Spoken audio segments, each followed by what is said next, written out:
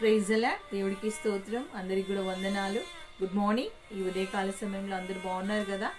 అందరి క్షేమాన్ని కోరుకుంటూ ఈ రోజు ఉంటున్న దేవుని మాట ఆదికాండము 17వ అధ్యాయము 2వ వచనంలో ఉంటున్న మాట, నాకును నీకును మధ్య నా నిబంధనను నియమించి నిన్ను అత్యధికముగా అభివృద్ధి పొందించేదనని అతనితో చెప్పెను. అవును, నిజమే.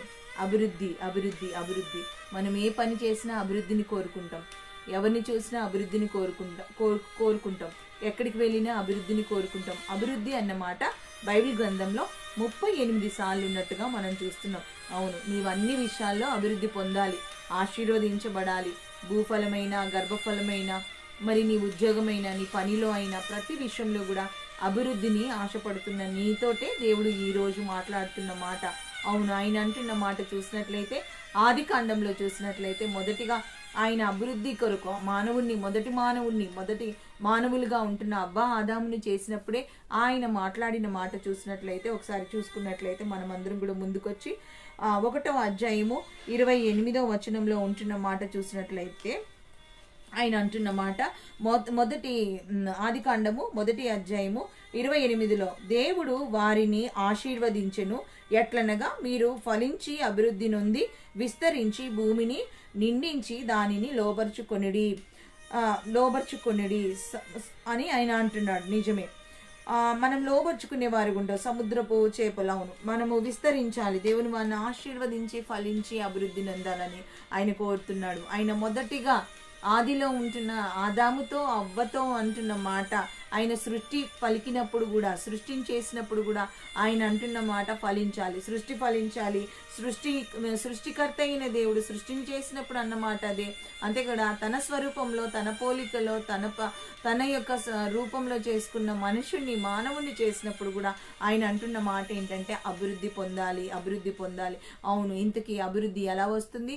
అభివృద్ధి పరిచేవారు ఎవరై ఉంటున్నారు? అభివృద్ధి పరిచేవారు దేవుడై ఉంటున్నాడు. అవును, ఆయన అభివృద్ధి పరిచే దేవుడై ఉంటున్నాడు. అందుకే ఆయన అంటున్న మాట చూసినట్లయితే నోవాహుతో కూడా అదే మాట అంటున్నాడు. ఆదికాండము 8:17లో అదే మాట నోవాహుతో కూడా అన్నట్టు, అవి భూమి మీద బహుగా విస్తరించి భూమి మీద ఫలించి అభివృద్ధి పొందవలనని నోవాహుతో చెప్పాను. ఏవైతే నోవాహు ఓడలో ఉన్నాయో, నోవాహు ఓడలో ఉంచబడిన పక్షులైతే ఏంటి, జంతువులైతే ఏంటి, మరి అవన్నీ కూడా మరి జలచరములు అయితే ఏంటి, అవన్నీ కూడా బహుగా ఫలించి అభివృద్ధి పొందాలని ఆయన కోరుతున్నట్టుగా మనం చూస్తున్నాం. అంతేకాకుండా అక్కడ చూసినట్లయితే ఆదికాండము 9వ అధ్యాయం 7లో ఉన్నప్పుడు కూడా ఆయన అంటున్న మాట, అంటే నోవాహుతో మళ్ళీ అంటున్న మాట, నోవా కుటుంబంతో ఆయన అంటున్న మాట ఏంటంటే మీరు ఫలించి అభివృద్ధి నొందుడి. అవును, మీరు ఫలించి మీ సంతానం ఫలించాలి, మీరు బహుగా విస్తరించాలి అనేసి నోవా కుటుంబంతో ఆయన అంటున్నాడు. అవును, ఈరోజు నీతో కూడా అదే మాట అంటున్నాడు. నువ్వు ఫలించాలి, అభివృద్ధి పొందాలి. అభివృద్ధి అభివృద్ధి అభివృద్ధి. మరి ఆర్థిక విషయంలో అభివృద్ధి పొందాలి, సంతాన విషయంలో అభివృద్ధి పొందాలి, చదువుల విషయంలో అభివృద్ధి పొందాలి. అవును, నిజమే. ఆత్మీయంగా అభివృద్ధి పొందాలి, ప్రార్థనలో అభివృద్ధి పొందాలి. ఈ రోజుల్లో అభివృద్ధి నేను ఇంకా డెవలప్ కావట్లేదు, నేను ఇంకా అభివృద్ధి పొందట్లేదు, చాలా మర్యాద పడిపోతూ ఉంటారు. అవును, తల్లిదండ్రులు చూడండి, పిల్లలందరూ ఎలా ఉన్నారంటే వాళ్ళు అంటారు అందరు బాగున్నారు కానీ నా చిన్న కొడుకే ఇంకా అభివృద్ధి పొందలేదు, ఇంకా మా చిన్న కొడుకే ఇంకా సెటిల్ కాలేదంటారు. లేకపోతే అందరు బాగున్నారు కానీ నా చిన్న కూతురు పరిస్థితి బాగాలేదు, ఇంకా ఏమంటారు ఏదో అరకొర జీతంతో బ్రతుకుతున్నారు, వారికి ఇబ్బందులు ఉన్నాయి అంటారు. అంటే వారు కోరుకునేది ఏంటి? అభివృద్ధి అంటే ఒక సెటిల్మెంట్లోనికి రావాలి, ఒక మంచి స్థితిలోనికి రావాలి, ఒక మంచి స్థాయిలోనికి రావాలి. అవును, నిజమే. ఈరోజు నీ కుటుంబము, నీ వారు, నీ సొంత వారు, నీ ఇంటి వారు మరి వారి అభివృద్ధిని కోరుకుంటున్నావా? అయితే వారిని అభివృద్ధిని పరిచేది, అభివృద్ధిని ఇచ్చేది ఎవరంటే ఏసయ్యే. ఏసయ్య ద్వారా మాత్రమే, దేవుని ద్వారా మాత్రమే నువ్వు అభివృద్ధిని పొందుకోగలవు. అవును, ఆయన అంటున్న మాట చూసినట్లయితే, అద్భుతమైన మాట చూసినట్లయితే, అభివృద్ధి ఒక్కసారి వస్తుందా? రాదు. ఎలా వస్తుందని చూసిన ఆదికాండము 26వ అధ్యాయము 6లో ఉంటున్న మాట, ఇస్సాకు గెరారులో ఉన్నారు. అవును, గెరారులో ఉన్నప్పుడు అతడికి ఏమేం జరిగిందంటే, అతని గురించి చెప్పిన మాట ఏమంటే, అతడు మిక్కిలి గొప్పవాడు అగు వరకు క్రమముగా అభివృద్ధి పొందుచూ వచ్చినంట. అవును, నిజమే. అతడంట క్రమంగా, నేను ఒకసారి ఉన్నట్టుగా ఒక చిచ్చుబుడ్డిలాగా ఫస్ట్ స్టార్ట్ అయిపోయి పెద్దగా రావడం అలా కాదు. మన అభివృద్ధి ఎలా అంటే క్రమంగా ఒక చెట్టులాగా. ఒక చెట్టు ఎలాగుంటుంది, ఒక సంవత్సరానికి 2 సంవత్సరాలకి చూసినట్లయితే అది పైకి పైకి పైకి వెళ్తూనే ఉంటుంది.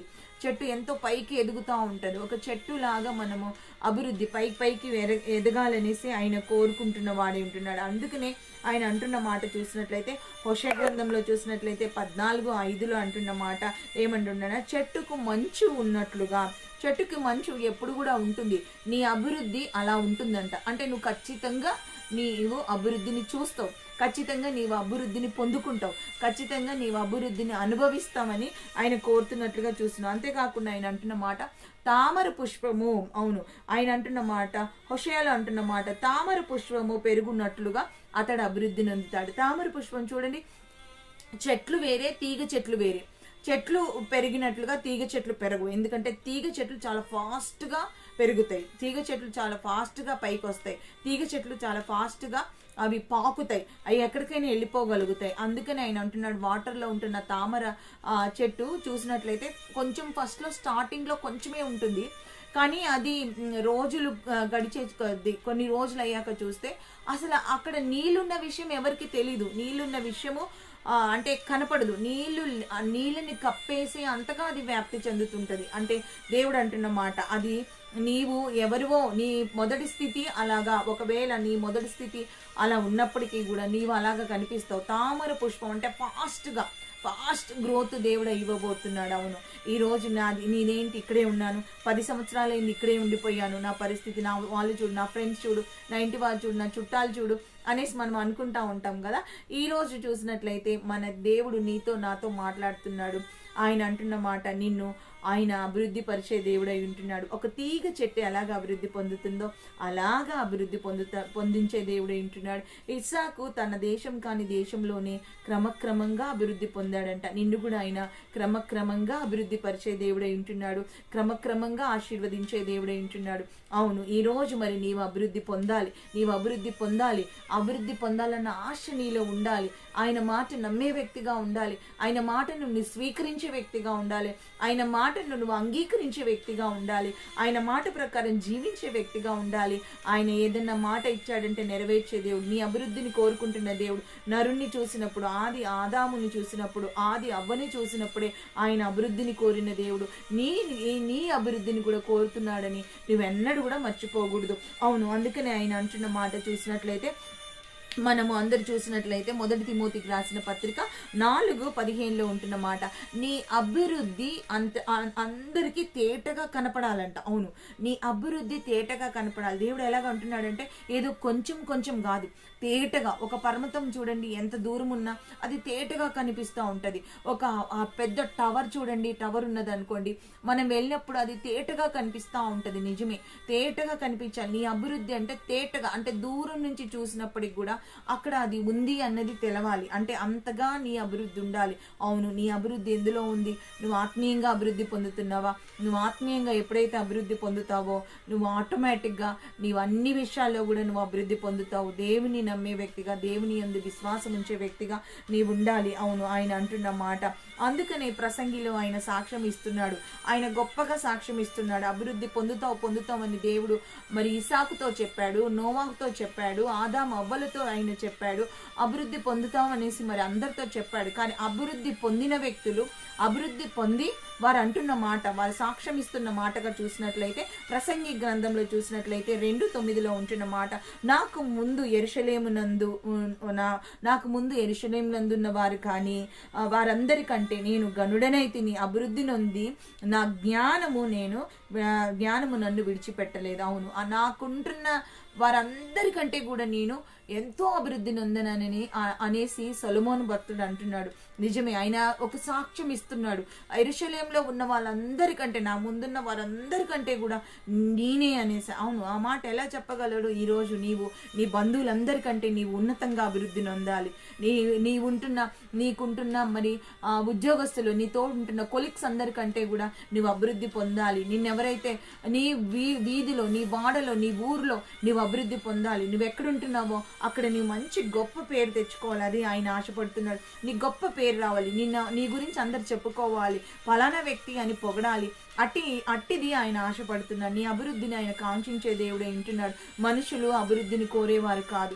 మనుషులు అభివృద్ధి పెరుగుతుంటే మనల్ని లాగేసేవాళ్ళు, పెరుగుతుంటే మనల్ని మరి పీకేసేవాళ్ళు, పెరికేసి మనల్ని అనేకమైన వాటి ద్వారా బాధ పెట్టేవారు. కానీ దేవుడు నీ అభివృద్ధిని చూసి ఎంత సంతోషపడిపోతాడో, ఎంత మురిసిపోతా ఉంటాడో, ఎంత ఆనందించే దేవుడు అయి ఉంటున్నాడు. అందుకని ఆయన ఎన్నోసార్లు మరి ఎన్నో రీతిలుగా అందరితో కూడా ఆయన భక్తులందరికీ చెప్తున్న మాట అదే, అభివృద్ధి పొందడానికి. అభివృద్ధి పొందుడి అన్ని విషయాలు, భూఫలమైతే, గర్భఫలమైతే, వ్యాపారమైన, ఉద్యోగమైన, చదువులైన, ధనమైన అన్ని ఆయన ఇచ్చే దేవుడై ఉంటున్నాడు కనుక అభివృద్ధి ఆయన చేతుల్లో ఉంది.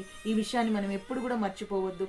అభివృద్ధి పొందే వారిగా మనం ఉండాలి. అయితే ఇక్కడ ఉంటున్న మాట ఒకసారి చూసినట్లయితే మనం ఎలాగ అభివృద్ధి పొందుతామో ఒకసారి చూసినట్లయితే సామెతల గ్రంథంలో ఈ మాట రాయబడి ఉంది. సామెతల గ్రంథంలో మనం చూసినట్లయితే ఈ మాటను మనం అందరం కూడా చదువుతూ దేవుని నామాన్ని మహిమపరుద్దాం.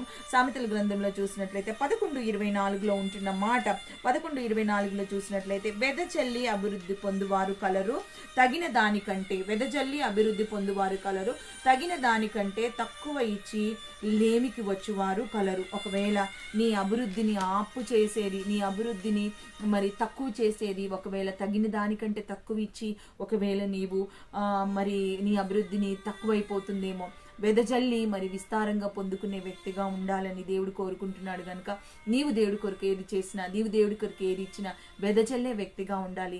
అయితే ఆయన ఎన్నో ఆశీర్వాదాలు ఇచ్చాడు, ఎన్నో దీవెనలు ఇచ్చాడు, ఎన్నో మేలులు ఇచ్చాడు. అయితే నువ్వు వెదజల్లుతున్నావా?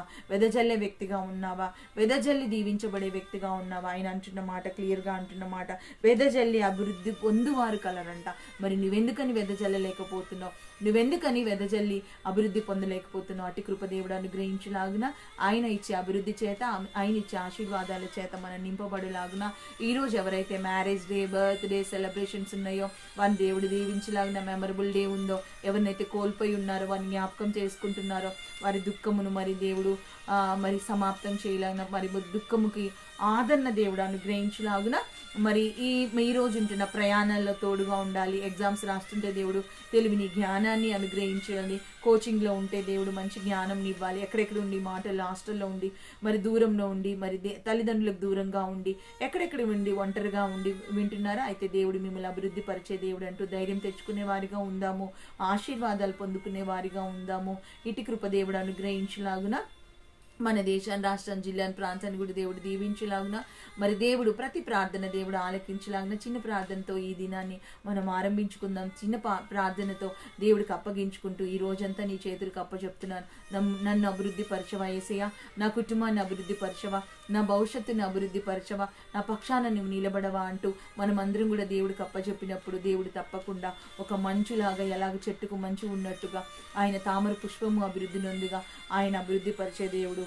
ఆ యొక్క సొలొమోను భక్తుల్లాగా నీవే ఆ సాక్ష్యం ఇచ్చుదువుగాక, వెదజల్లి దీవించబడి ఆ భక్తుల్లాగా నీవు ఉండువుగాక. అటు కృప దేవుడు ఇచ్చులాగా చిన్న ప్రార్థనతో గొప్ప దేవుడి పాదాలు పట్టుకుందాం. స్తోత్రాలయ్యా యేసయ్యా, గొప్ప దేవా, రక్షకుడా, విమోచకుడా, నమ్మదగిన దేవా, కాలాలు సమయాలు సమస్తం నీ యందు గుప్తంలో ఉన్నాయి తండ్రి. మా అభివృద్ధిని కోరే దేవుడో తండ్రి, నీ కొందనాలు, స్తోత్రాలు ప్రభా. ఈ యొక్క నాయన ఉదయ కాల సమయంలో ప్రభా అబ్రహాముకు వాగ్దానం చేసి నెరవేర్చావు తండ్రి, ఇస్సాకుకు వాగ్దానం చేసి నెరవేర్చావయ్యా. అయ్యా నీ కొందనాలు ప్రభా, నోవాహుతో పలికి ప్రభా నాయన నెరవేర్చావు నాయన. అయ్యా నీ కొందనాలు మాతో కూడా నాయన, మా జీవితంలో కూడా మీరు నెరవేర్చండి ప్రభా. అయ్యా నీ కొందనాలు, స్తోత్రాలు ప్రభా. ఒకవేళ మేము ఇవ్వకనే వెదజల్లక ప్రభా అభివృద్ధి పొందుకోలేకపోతే ప్రభా మమ్మల్ని క్షమించండి ప్రభా. అయ్యా వెదజల్లి అభివృద్ధి పొందేవారిగా నాయన మమ్మల్ని మార్చమని ప్రభా. అయ్యా నిన్ను స్తుతిస్తూ ఈ దినమంతా నీ చేతులకు అప్పచెప్తూ, దినచర్య నీ చేతులకు అప్పచెప్తూ అయ్యా నీ కొందనాలు, స్తోత్రాలు ప్రభా. మీరే మహిమ పొందమని ప్రభా. ఏ పాపంలో, ఏ దోషంలో అంటుకోకుండా ప్రభా మమ్మల్ని కాపాడమని ప్రభా.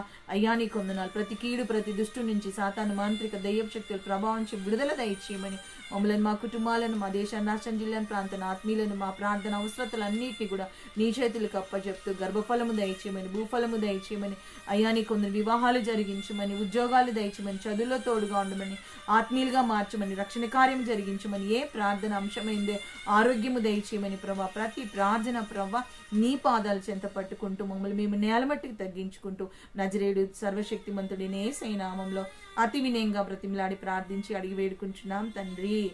ఆమేన్, ఆమేన్, ఆమేన్. అందరికి కూడా వందనాలు. Praise the Lord. God bless you. దేవుడు మిమ్మల్ని మీ కుటుంబాన్ని మెండుగా దీవించును గాక. ఆమేన్.